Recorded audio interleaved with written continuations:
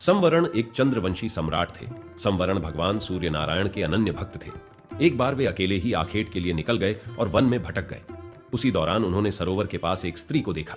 उसके पास पहुंचे और उससे कहा कि हे सुंदरी, तुम कौन हो? मैंने आज तक तुम्हारे जैसी रूपवान स्त्री नहीं देखी। क्या तुम मुझसे विवाह करोगी? उस स्त्री ने एक क्षण संवरण को देखा और फिर अचानक अदृश्य हो गई। अब तो संवरण उसकी याद में जल बिन मछली की भांति दड्डपने लगे। उनकी ऐसी दशा देखकर वो स्त्री पुनः उनके पास आई और कहा, हे महाराज, मेरा नाम ताप्ती है और मैं सूर्यदेव की कन्या हूं। मैं अपने पिता के अधीन हूं। अतः यदि आप मुझे प्राप्त करना चाहते हैं तो मुझे मरे पिता से मांगिए।